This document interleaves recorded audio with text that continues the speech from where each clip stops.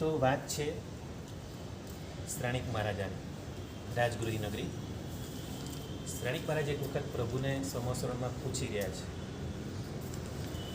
એમને થયું કે હું પ્રભુનો આવો સરસ ભક્ત છું એટલે મને તો કંઈ વાંધો આવશે નહીં. શ્રાણિક મહારાજા પૂછે છે વીર પ્રભુને, હે પ્રભુ, મારી ગતિ કઈ થશે? મારું આયુષ્ય પૂરું થયા પછી હું ક્યાં જઈશ? પ્રભુએ કહી દીધું, તમે પહેલી નરકમાં જવાના. ફટ દઈને પ્રભુએ, કેવળ જ્ઞાનમાં તો શું કંઈ શોધવાનું ન હોય, આપણે તો ચોપડીમાં ગૂંથવું પડે કે મને કયું નથી આવડતું, જવાબ ગોતવો પડે અથવા યાદ કરવું પડે. ભગવાન તો કેવા જ્ઞાન છે, પહેલી નરકે તમે જવાના. ફટ દઈને આવી રીતે આખા ચોમાસામાં બેઠા હોય આખી સભામાં ફટ દઈને કહી દે. અને શ્રાણિક મહારાજે કહી, અરે પ્રભુ, મારે નરક પર જવાનું, આપનો આવો પરમ ભક્ત, પ્રભુ તમારું નામનું શું થશે? તમારા આવો ભક્ત થઈને હું નરકમાં જઈશ, તમારું ખરાબ દેખાશે. જે છે તે છે, હવે તારે નરકમાં જવાનું તો જવાનું છે. એમણે પછી તીર્થંકર નામકર્મ જ બંધેલું છે શ્રાણિક મહારાજે. સમ્યક તો પાપમાં પહેલા પાપ થઈ ગયેલું છે. અને એ નરકનું આયુષ્ય પહેલા બંધાઈ ગયું. જ્યારે શ્રાણિક મહારાજા બિલકુલ ધર્મને નહોતા માનતા.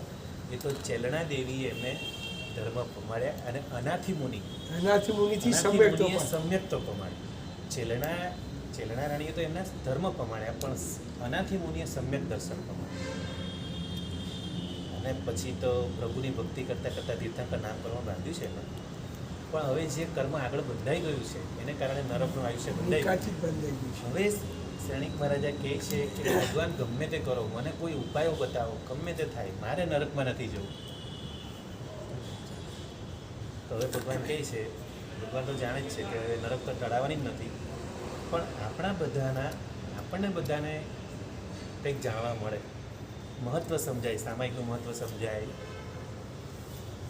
અહિંસાનું મહત્ત્વ સમજાય. એ બધા માટે એમણે 3-4 ઉપાયો બતાવ્યા. એમાં કીધું કે પહેલો ઉપાય એ છે કે તારી રાજગૃહી નગરીમાં જે કાળ સોરિક નામનો કસાઈ છે એ રોજના 500 કાળાનો વધ કરી રહ્યો છે, તો એની હિંસા અટકાવી દે તો કદાચ તારી નરક ટળી શકે. ભગવાન તો જાણે જ છે કે પેલો અભવી જીવ છે. પછી શ્રાણિક મહારાજે કીધું